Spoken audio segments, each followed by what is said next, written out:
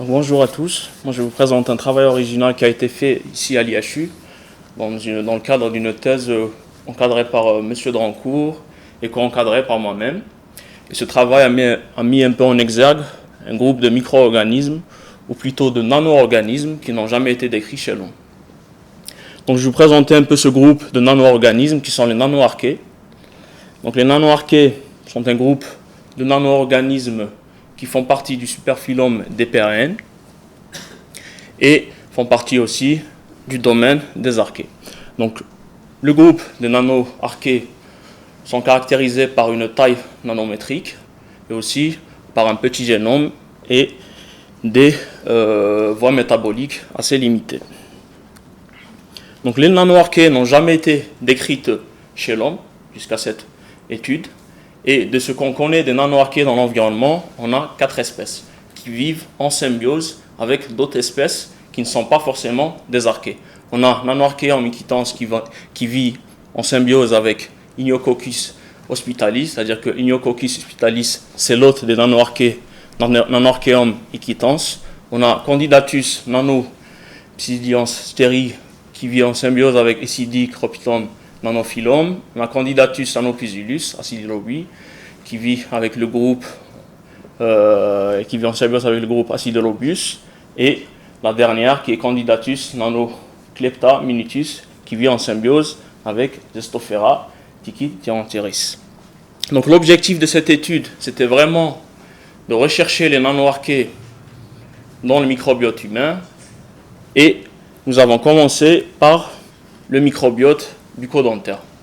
Pourquoi nous avons commencé par le microbiote bucco-dentaire? Parce qu'on avait 2 dentistes dans notre équipe, et ces dentistes nous fournissaient directement des échantillons frais avec lesquels on pouvait travailler.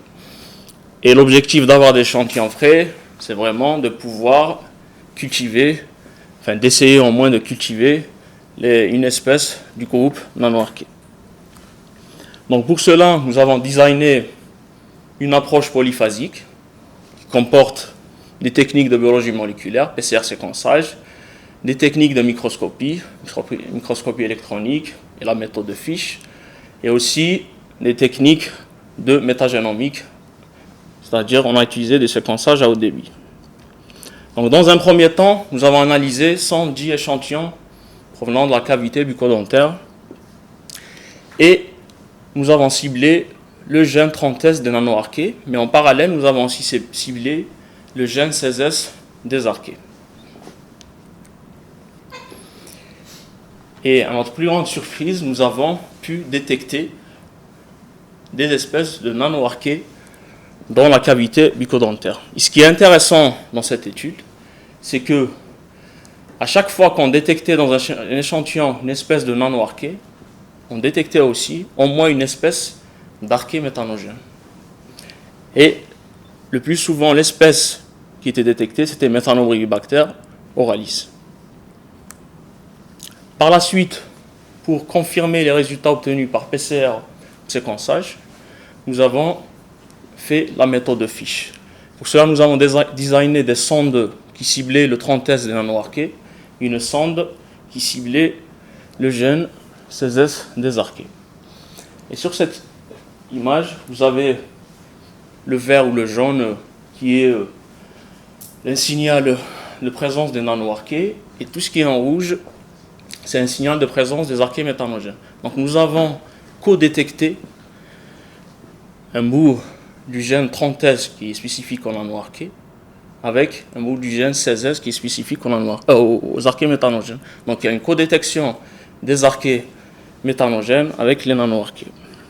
Par la suite, nous avons effectué la microscopie électronique, et sur toutes les images, presque, nous avons observé des formes nanométriques qui étaient attachées sur des bâtonnets, et ces bâtonnets sont caractéristiques de la forme de Methanobrevibacter oralis qui est présente dans la salive. Pour aller plus loin dans nos recherches des nanoarchées, nous sommes partis à la pêche du génome complet de la nouvelle espèce qu'on détectait par PCR séquençage. Et pour ce faire, nous avons effectué la métagénomique en utilisant du maïs sec, et nous avons récupéré en partie le génome de notre espèce Candidatus nanopusilus massiliense. Donc, comme vous avez ici, vous avez une représentation mosaïque de tous les gènes de notre espèce Candidatus nanopusilus massiliense, et cette représentation mosaïque nous donne l'information que notre espèce partage la plus grosse partie de ces gènes avec Candidatus nanopusilus, comme le montre le pangénome. Notre espèce de Candidatus nanopusilus massiliense est proche de sa voisine Candidatus nanopusilus acidilobu. Elle partage aussi d'une façon très intéressante certains gènes avec les CPR, les Candida phyla radiation, les virus et les eucaryotes.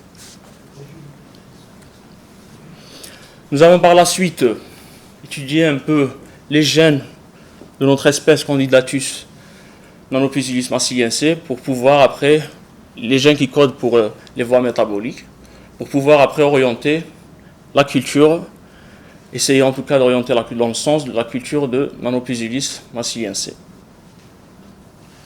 Et notre espèce Candidatus nanopusilus massiliense, ça c'est un modèle vraiment putatif, code pour 7 enzymes participant en glycolyse, 5 enzymes sur 6 qui participent à la glycogénèse, et par contre, notre espèce Candidatus nanopusilus massiliense n'est pas capable de synthétiser les purines et les pyrimidines.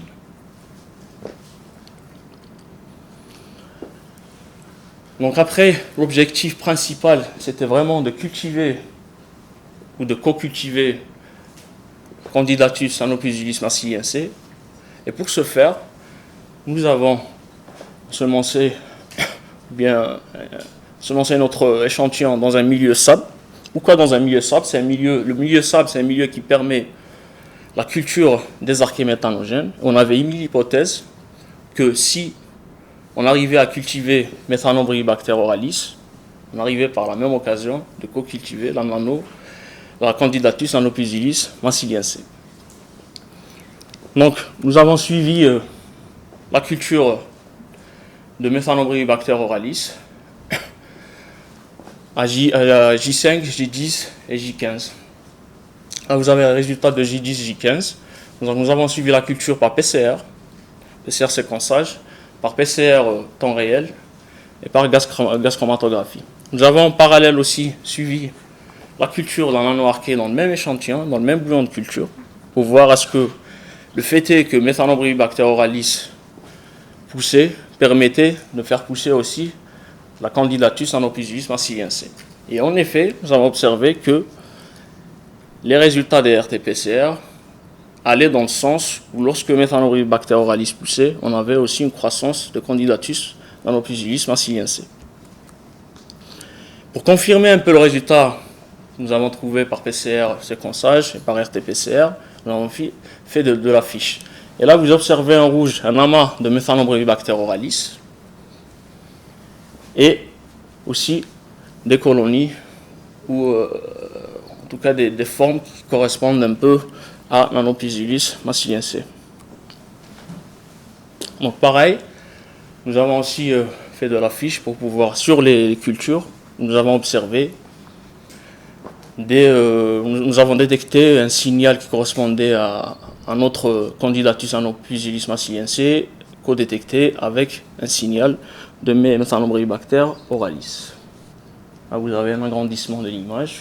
Vous voyez une co-détection entre le signal de Candidatus nanopusilus massiliense et Methanombribacter oralis. Ensuite, nous avons confirmé la présence de ces formes nanométriques par microscopie électronique. Nous avons en quelque sorte optimisé le milieu en faisant de la déglycosylation. Nous avons observé des formes nanométriques toujours attachées à une forme de bâtonnet qui correspond à Methanombribacter, qui pourrait correspondre à Methanombribacter oralis. Donc ce travail nous a permis de co-cultiver Candidatus nanopusilus massiliense en co-culture avec Methanombribacter oralis. Nous avons déposé la co-culture à la césure, nous avons un numéro césure, nous avons soumis ce travail dans la revue PNAS. et le travail est en cours de révision dans PNAS. Et je vous remercie.